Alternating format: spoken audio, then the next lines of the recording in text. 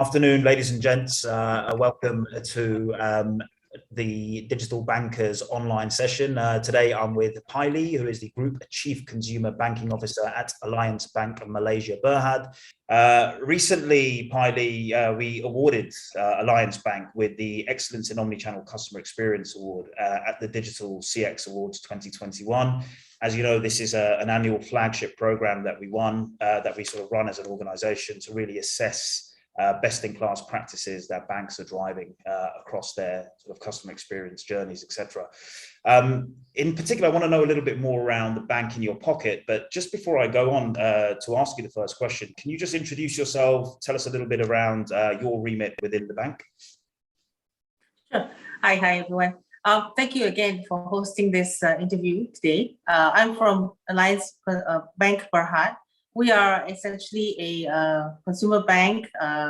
We also have full financial service offerings right across to even a investment bank, and equipped with our own stockbroking services as well. Sure. So, well, basically in our realm of banking, it's been very competitive in Malaysia, particularly in the digital banking space.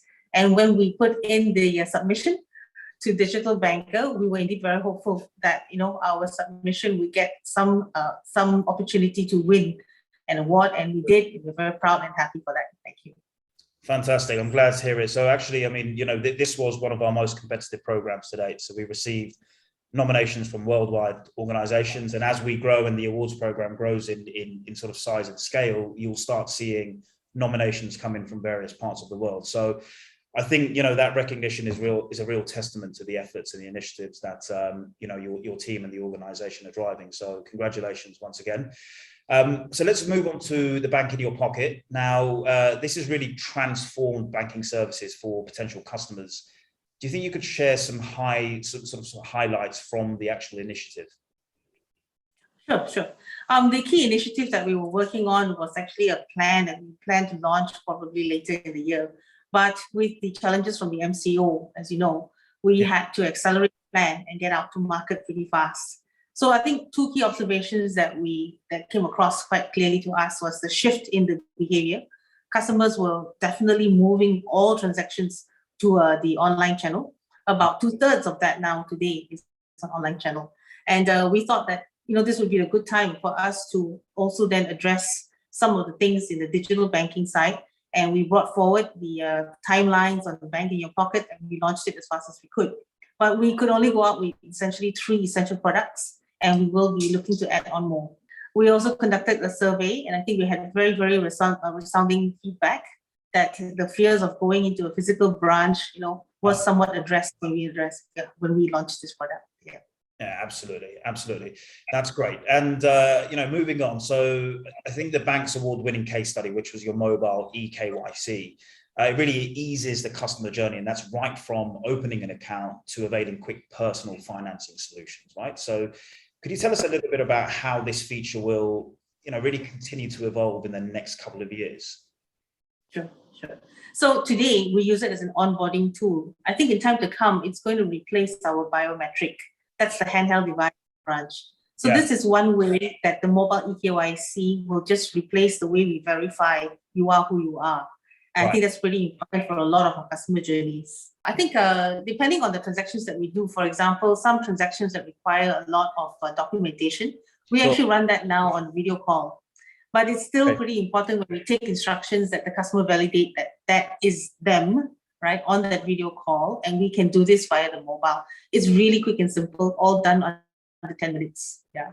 Organizations that are able to really ease customer onboarding and drive that through sort of mobile engagements are going to stand themselves in very good stead. And we see when we're looking at case studies and research, we can really see what some of the biggest value propositions of these neobanks and the new sort of digital or mobile wealth platforms is the ability to onboard customers at a rapid scale and online. So we'd be interested to see how that plans out for I think traditional players over the next year or two. So great. There's also a significant amount of conversation around empathy. We actually ran a recent case study on this as well, and this is empathy in banking services. So how do you think Alliance Bank is really adopting this trait to gain more market share? Okay, I think in all our design journeys, right, internally, when we plan out products and how to go to market, that is very much taken into account. So we are almost at the point of reimagining the customer journeys for our customers. And quite honestly, Bank in Your Pocket is our way of reacting to giving customers the empathy that they require. I think there was a lot of fear when the MCO phases came about. And yeah, Bank in the Pocket is our reaction to giving you that opportunity to still continue banking and to show you empathy through the provision of the bank in your pocket. In fact, it's just about us bringing the bank to you instead of you coming to us, in a way. Yeah. Yeah, I mean, it's that old cliche in a sense of, banks sort of disappearing and just embedding themselves into the sort of customer journey, right? Being customer obsessed, and actually, banking disappears, and, it's really providing those services on the back end. So I think that's a great approach to take. And it's something that we're seeing a lot of the leading institutions adopt. So moving away from, customers coming to them, and it's great to see Alliance Bank adopting this and really having the empathy around the customer. One thing I wanted to cover, of course, we can't have a conversation without sort of looking at tech, right? What do you think are some of the key ways in which, your organization would really harness technology to create, and I would say foster, greater levels of personalization for its customers? I'm really interested to hear your reply on this, because we love everything around personalization. So I'll pass you over to the floor. Okay, so similarly, right, just as we spend a lot of investments in building the digital platform, along with it comes the digital tools. Right. You'll see us go into a lot of AI improved solutions. Yeah, not really much choice, but to do that. And it complements the digital platform. So we also spend a lot of time looking at abilities to understand what the customers are looking at, what they're looking for. For example, I'm sure everyone is well aware of the app's transparency requirements these days. So with the customers giving us the consent, we are able to kind of understand where they're at, what sort of life stage they're at. We can tell that once they're perusing all the property development brochures or advertisements online, that most likely we have an opportunity to embed ourselves at that point of a transaction for a mortgage, perhaps. So with that kind of understanding, we think we can put ourselves at the right point of a transaction and embed a banking service or a banking product at that right time. So it's all about whether we have that opportunity to be at the right place at the right time. Yeah. Yeah, absolutely. I think that's a great response and a great answer as well. And we've held a number of not just interviews but sessions on personalization, and that is a whole topic in itself.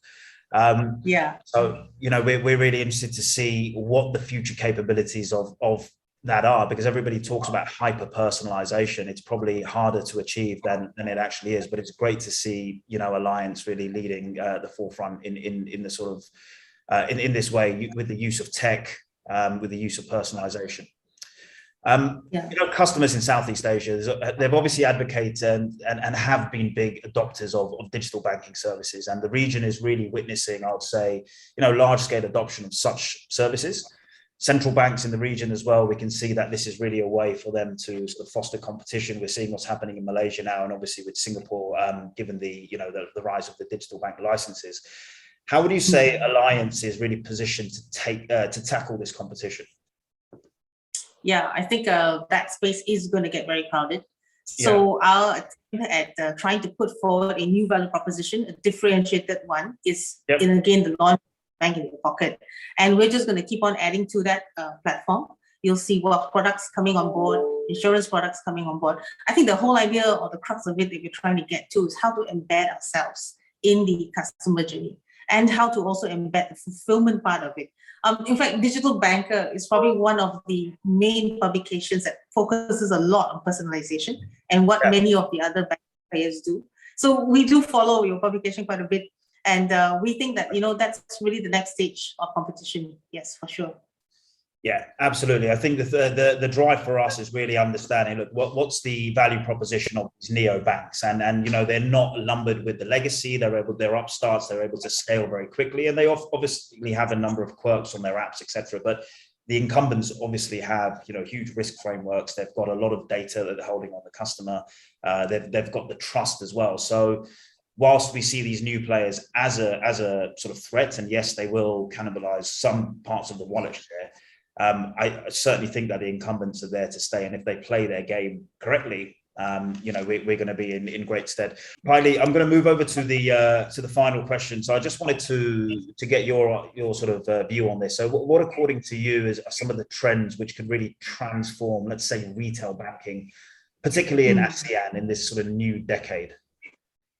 Yeah, I think one of the key trends is the fact that you never leave home without your mobile phone. So most likely you will see that form factor change.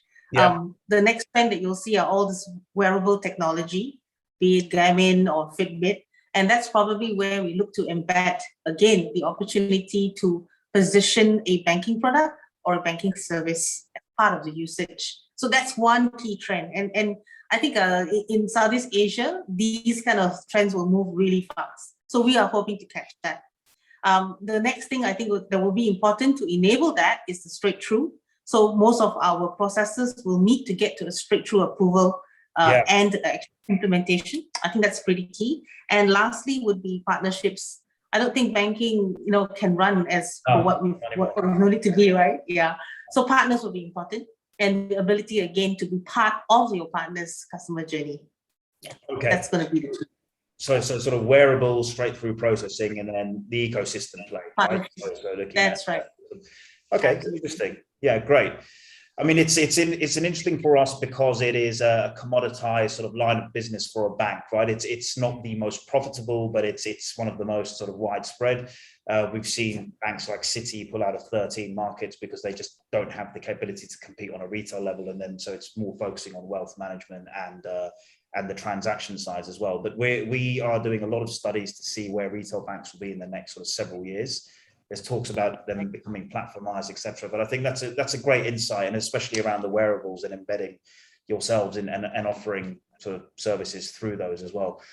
Pai Li, thanks very much for speaking with me, and again, congratulations to you, your team, and everyone involved in your award at the Digital CX Awards 2021. We will actually obviously be providing this content to our viewers on our website and sort of social channels as well.